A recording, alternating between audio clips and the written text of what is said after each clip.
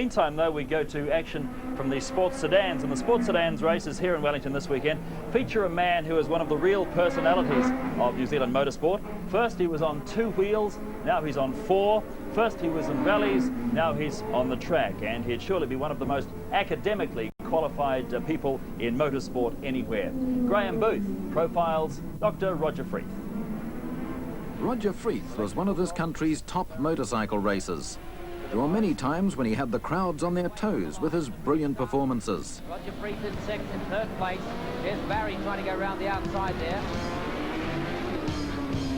Roger Freeth circulating to pick up points. With Paul in now, that'll help his point situation, and with Graham Crosby out, it will help. Then he switched to car racing in the ex-Trevor Crowe Toyota Starlet V8. The car was a front runner, and in Freeth's hands continued to dominate the sports sedan class. Except for the occasion when it was leading a race at Pukekohe and failed rather spectacularly. I think it was telltale. Well, I think that's the end of that flame, actually, Tony. Look at that. Oh. It's well alight. After the hot pace of last season's racing, the Toyota needed a new engine. Freeth shopped around and found that he could get one from Tom Walkinshaw Racing. The Rover V8 unit is an even more highly modified version of those that used to power the Walkinshaw Racing Rovers. And a mechanic from TWR, Rob Benson, has come here to help set the new engine up. So we've got a complete ring into this, in and out, back to the tank. That one under there, that one under there. Yeah. Vacuum line onto that. Yep, back to the tank. Yeah. If it doesn't fail on the throttle, you'll be all right. Yep. I've been working for TWR for a few years, and it's been good. Yeah, with a good solid engine. You reckon this is going to push the little Starlet along even more impressively? It's been a pretty fast car in the past. Yes, we're hoping for a bit more torque, and it's got a bit more horsepower than last year, and it's electronic fuel injection now, so it should make it a bit more drivable, and hopefully be quicker. After each race, you'll see Roger Freeth and his team clustered round a video monitor. They'll be looking at tapes shot from a video camera in the car. This monitors all the vehicle's comprehensive range of instruments and some other quite cunning devices designed to tell them exactly how the car's performing. When you back off, you'll find a small... The fuel pressure there is about 55, 60 pounds an hour. It's down all over the place, even in the future. Yeah. This year we've added a few extra functions. We've got monitors on the brake system. We've got gauges here that monitor the brake pressure on the front and rear. And if I press on the brake pedal, it can tell me immediately what the brake pressures are, and if the conditions change on the track, I would drive an adjustable valve here, and I can alter the pressure between the front and the rear to make the car handle better under brakes, for instance. Everything else is pretty much the same as it was last year, just with the odd refinement. Everything's monitored, of course, by the video camera here, which can monitor the track as well, and every time we have a change on the gauges, we know exactly where we are on the track, so we know exactly which bump caused the suspension change if we're monitoring that. We also have throttle position as well on the gauge. We have a meter here which shows me exactly how much throttle we're using in any particular corner. A gauge which shows me which way and how much I've turned the steering, so I know whether the car's understeering or oversteering. Obviously this sort of thing I can feel when I'm driving it, when I'm trying to relate back to the mechanics. It's much easier if I can show them the videotape and say, well, here the car's understeering or oversteering. We have to do this to get the thing handling better. Has it, in fact, resulted in that happening? Well, when the car was purchased originally from Trevor Crowe, I'd noticed on television, just watching it on television, it had been particularly twitchy under brakes, especially on fast bumpy corners. And using this data system, we managed to isolate the fault very quickly, and that's the big advantage. We get feedback very quickly, and we can make, well, hopefully intelligent decisions rapidly. It's no use having 20 adjustments on a race car when you know 19 of them are wrong. You can't just step through 19. We'd prefer to go straight to the one that's right, and this system helps us do that quickly. Roger Freeth will be trying out his new engine this weekend. He's hoping for a winning performance in the sports sedan event. Roger Freeth lined up in the Sports Sedans race about an hour ago. The Sports Sedans really had the worst of the conditions here on the Wellington waterfront as far as racing is concerned this weekend. The track was very wet indeed when they were out there. It was an 8-lap event, and we pick up the Sports Sedans race with 6 laps to go. Still the order. Huxford, Osborne, Freeth, Brindley, Cullinane and Kennard moving up into 6th place now. Roger Freeth has lost probably a good 2.5, maybe 3 seconds in that last lap when he got tied up in that passing manoeuvre, which put him back from second to third. He's never really recovered from it. In fact, he doesn't seem to be driving as aggressively, perhaps, as what he was before, choosing to settle down and take some smoother lines and perhaps wait for the others to make a mistake. He can see up the front that Wayne Huxford's working very, very hard behind the wheel of the Capri, and then Osborne through on the inside as they come down onto the waterfront. Oh, super little passing manoeuvre there. Osborne in front now. Really, the bravery paying off.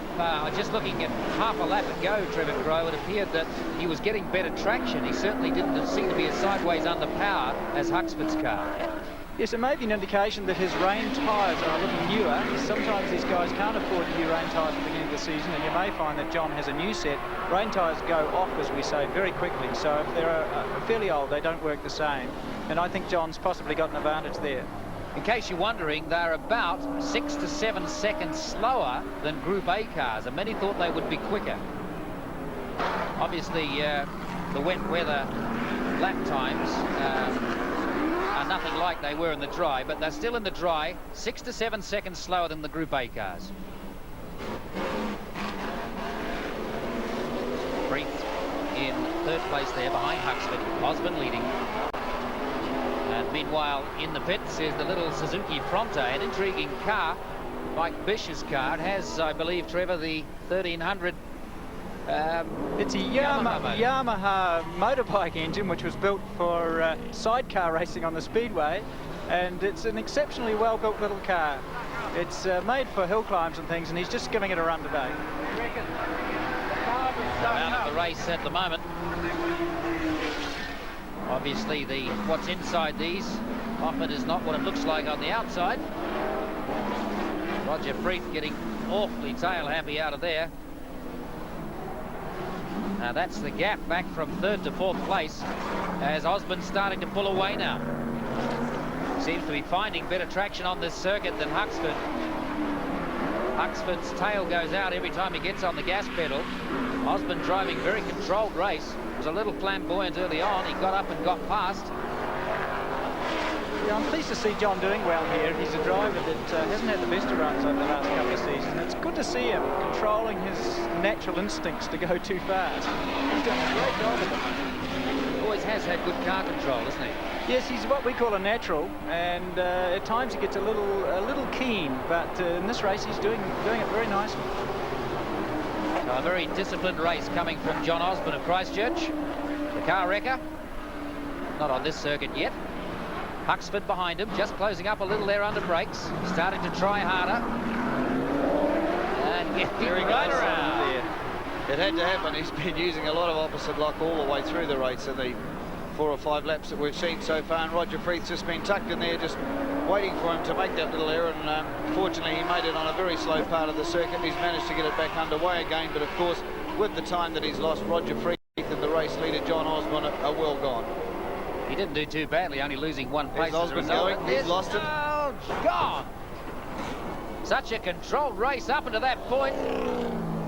That is a very slippery circuit out there. Well, John Osborne looked to be driving in such disciplined fashion. Just shows how easy it is to get around. Yes, I think it was fatal to say that he was going so well. He'll be very annoyed with himself because he was just getting away from the other two. But it is very difficult out there, and I think that's really just a symptom of what's the track surface is like. You've got to remember that this is a very oily, greasy surface because it's used as a road car, and when it's wet like this, the oil comes out. So Roger Freeth, now the race leader, having inherited it with those 2 little spins. Let's have a look at them again. First of all, Osborne getting around the corner in front, Huxford behind him. Now have a look as Huxford gets a little wide there, started to run out of room, gassed it up, and the tail just came right around. It had been fairly tail happy up until that point. Freeth avoids it nicely, goes through to second place, and then just a couple of moments after that, this car in the hands of John Osborne of Christchurch, which was the race leader, had a similar problem. Once it starts to go, not a lot you can do about that. Just aquaplaning and out of control. It's gone. He backs into the fence. The damage is fairly superficial, but he's lost a tyre off that rear left rim. And he's out of the race, so Freeth takes over the lead. And still Huxford second, Gridley third. Roger Freeth slipping and sliding around. He's managed to hang on to it so far. Roger's probably in a fairly comfortable position now, Tony. I think he'll just drive around conservatively and hold his place. Nobody's really going to threaten him now if he keeps his act together. Less than 3 laps remain now. So Freeth the leader from Huxford, Grindley and Cullinane. Looking again at John Osborne and how it went awry for him, Trevor. Yes, well, I think really all that happened was the back got loose, and I think he may have actually locked the rear wheel, and it's just brought the car around. Maybe there was a chance that if he'd lifted off again, he could have got it under control, but it didn't happen. Once it starts aquaplaning like that, you're history, really, aren't you? Yes, you are. All you can do is lift off all the pedals and actually just try and steer the car without trying to put any input with your feet, and sometimes you can catch it, but I'm actually quite impressed with Don Grindley, who's not really been known as a wet weather driver, and he's hanging in there beautifully, and I'm quite pleased to see him because he's a car that I've had a bit of involvement with, and the one at the front and Don as well are both cars that I've helped build, and I'm really pleased to see them running so well. There's second place, Wayne Huxford. Wayne's an old campaigner, of course. He's done a lot of mileage in this car, and I was quite surprised to see him come out because he had retired on and off over the last couple of seasons, and I'm pleased to see them coming out and supporting. So here's Don Gridley from Christchurch with the Capri with a Buick V6 in it. RX-7, that one actually, Tony. Yes, that's handling the wet conditions very well. It's probably got quite a wide torque range, which helps you actually to control cars in the wet. It means you can put your foot down in a higher gear and it will still accelerate away quite cleanly. Whereas a car that's what we call cammy tends to light up and get sideways very easily. Our second place man in the Capri in a 302 Ford V8 injected. Wayne Huxford's, Don Grindley doing well, staying out of trouble and picking up the places as a result of the misfortune of the people in front of him. Unfortunately, what started off to be a rather exciting race is a rather boring procession. It's just a matter of keeping these things on the road, something that 2 or 3 of the drivers have had a little difficulty in doing here at Wellington, but those white lines are not helping things along, and of course where the circuit's been patched a few times, the oil's starting to come up through there, and that's certainly going to make some interesting qualifying later on this afternoon for the Group A cars. Cullinane now in 4th place. The RX-7. Roger may be actually using some of the sponsor's products on his car today in all this weather. Stopping things from sticking up. Has a lead now of 12 seconds over Huxford. Grindley 3rd, Cullinane 4th.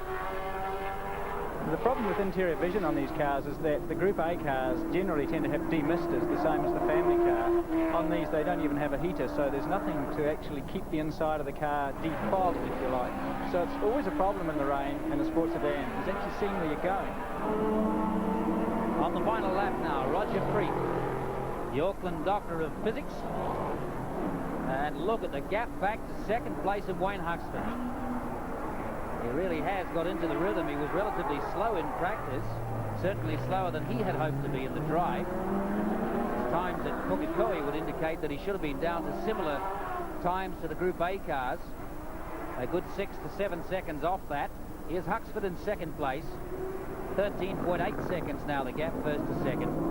There's Don Grindley in third place. The Buick RX-7.